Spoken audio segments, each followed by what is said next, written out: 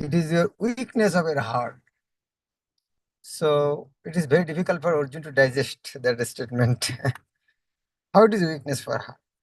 Arjun is saying, it would be better to live in this world by begging than to live at the cost of the lives of great souls who are my teachers. Even though desiring worldly gain, they are superiors. If they are killed, everything we enjoy will be tainted with blood. Rudhira Pradigdha. And in that connection we read, that. So yeah, today will be sixth verse. No chaitat vidmo kataranna goriyo jatva jayem jadiva no jayu jane bhattana jiji vishamash te avasthita promukhe dharta rashtra. No, not cha also. Etat this. Vidmo, do we know? Katarat, who is? No, for us. Goriyo, better. Jatva, whether. Jayemo, we may conquer.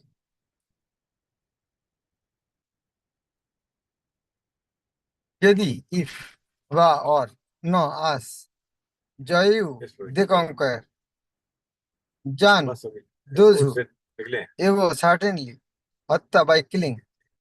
No, never. Jiji Vishamaha, we would want to live. They, all of them, Avasthita are situated, Pramukhe, in the front. Dhartarashtra, the sons of Dhritarashtra. Nor do we know which is better, or being conquered by them.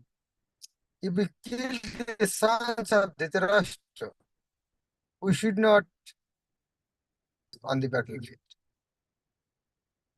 Actually, Arjun became astonished. How it is? Why they have come, they don't know the fate. How, by knowing all these things, how we can fight? Arjun did not know whether he should fight and risk unnecessary violence. All the fighting is the duty of the Kshatriya, or whether he should refrain and live by begging. Now, before Arjun was arguing, now as Krishna is not accepting his argument, that is why Arjun is now doubtful. Maybe I am wrong. What Krishna wants from me? Does he want me to fight or not? He's just testing me. Or if I fight, what Krishna wants, I should defeat or I should conquer? I don't understand. It's a delirium, the condition of indecision. If he did not conquer the enemy, begging would be his only means of subsistence. Nor was there certainty of victory, because either side might emerge victorious. Even if victory outed them, and their cause was justified, still, if the sons of Dhritarashtra died in battle, it would be very difficult to live in their absence. So, Prabhupada also giving some logic in favor of Arjuna. Under the circumstances, that would be another kind of defeat for them. All these considerations by Arjuna definitely prove that not only he was a great devotee of the Lord, but he was also highly enlightened and had complete control over his mind and senses. So here is Prabhupada's purport. Sometimes Prabhupada saying, he is a conditioned soul now playing. Now this mode is a not only pure devotee only, also he is highly enlightened. Not only that, complete control over his mind and senses. He is not builder. His desire to live by begging, although he was born in the royal household, is another sign of detachment. He was truly victorious. As these qualities combined with his faith in the words of instructions of Sri Krishna, his spiritual master indicated. It is concluded that Arjuna was quite fit for liberation. Unless the senses are controlled, there is no chance of elevation to the platform of knowledge. And without knowledge and devotion, there is no chance of liberation. Arjuna was competent in all these attributes over and above his enormous attributes in his material relationships. Still, Krishna is not giving an answer. Then Arjuna understood is right. Then he is surrendering unto Krishna. Karpanna dosho upahato sabhavo pitsami tang dharma sangmudacheta jatsyo nishitang bruhitan me shishyastya shadhimang tang prapannam. Karpanna of miserliness, dosha by the weakness, upahato being afflicted, sabhava characteristics. Prithami, I am asking, tam unto you, O Krishna, dharma, religion, Shamura, builder. Dharma Shamura, I am builder about my religion, my occupational duty, what I should do now. Cheta, in heart. Jat, what? Sri, all good. Shat, maybe. Nishitam, confidently bruhi. Confidently, bruhi, tell. Nishitam bruhi, tell confidently. Tat, that. May, unto me. Shishya, disciple, te your. Aham, I am. Shadhi, just instruct. Mam, me. Tvam, unto you. Prapannam, surrender. So now Arjuna is completely surrendered. So, what is the qualification of receiving knowledge of Bhagavad Gita? Now, Vishnu is imparting the knowledge of Bhagavad Gita with this type of surrender. We also, if we want the knowledge of Bhagavad Gita, this type of surrender we should have.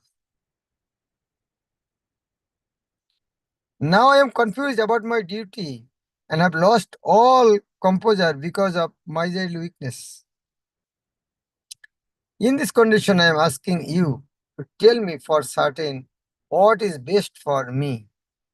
Now I am your disciple and a soul surrender unto you. Please instruct me.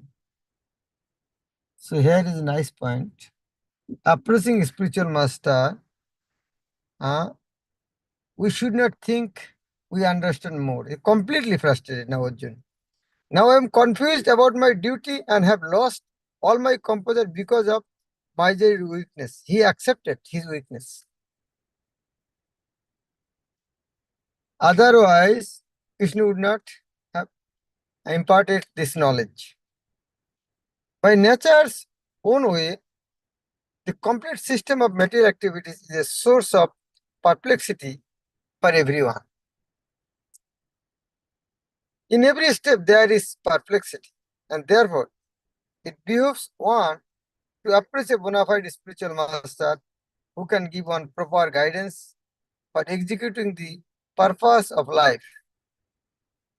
All Vedic literatures advised us to approach a bona fide spiritual master to get free from the perplexities of life, which happen without our desire. Nobody wants this type of perplexities, but that will come. And for that reason, we need to approach a spiritual master. They are like a forest fire that somehow blazes without being set by anyone. Nobody set fire in the forest. but it automatically ignites. Similarly, the world situation is such that perplexities of life automatically appear without our wanting such confusion. No one wants fire, and yet it takes place, and we become perplexed. The Vedic wisdom therefore advises that in order to solve the perplexities of life and to understand this science of this solution, one must approach a spiritual master who is in the disciplic succession. A person with a bona fide spiritual master is supposed to know everything. One should not therefore remain in material perplexities, but should approach a spiritual master. This is the purport of this verse. Prabhupada saying, one should not therefore remain in the material perplexities, but should approach the spiritual master. This is the purpose of this verse. That is why in every day, first we sing this Sangsar Davan Alolirolo. We are in the blazing forest fire, perplexities. To solve this problem, spiritual master will shower mercy. Like blazing forest fire needs rain. Source of rain is cloud. And cloud is coming from the ocean. So Krishna is the ocean of mercy. The spiritual master is the merciful cloud.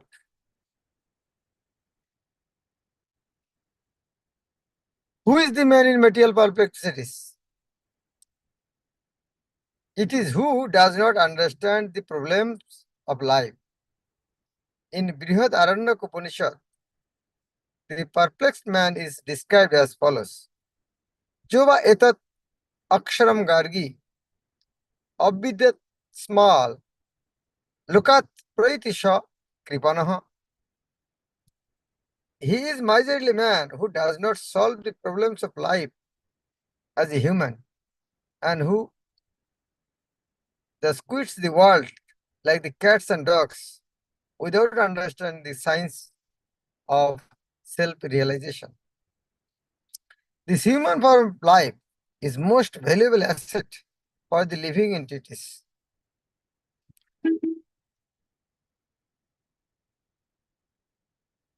The human form of life is the most valuable asset for the living entity who can utilize it for solving the problems of life.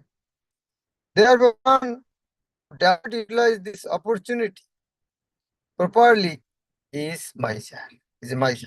On the other hand, there is the Brahmana, or he who is intelligent enough to utilize the body to solve all the problems of life.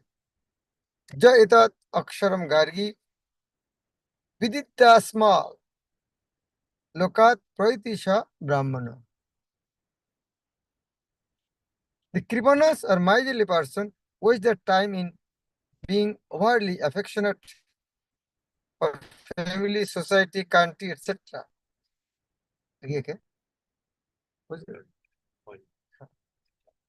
In the material conceptual life, the Kripanas or miserly person waste their time in being overly affectionate to family, society, country, etc. in the material conception of life. One is often attached to family life, namely to wife, children, and other members, on the basis of skin disease, Kripana. The Kripana thinks that he is able to protect his family members from death, or the Kripana thinks that his family or society can save him from the verge of death. Such family attachment can be found even in the lower animals, who take care of children also. Being intelligent, Arjun could understand that his affection for family members and his wish to protect them from death were the cause of his perplexities. Although he could understand that his duty to fight was awaiting him, still on a weakness, he could not discharge the duties. He is therefore asking Lord Krishna, the Supreme Spiritual Master, to make a definite solution.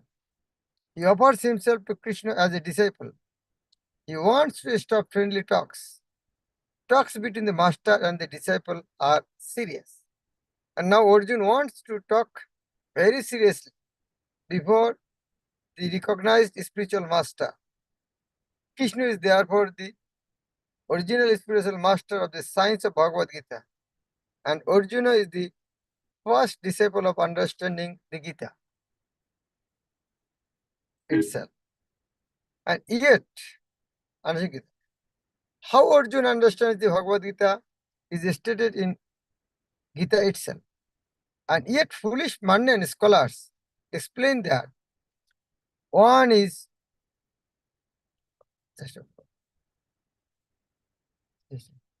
and yet foolish mundane scholars explain that one need not submit to Krishna as a person, but to the unborn within Krishna. There is no difference between Krishna's within and without.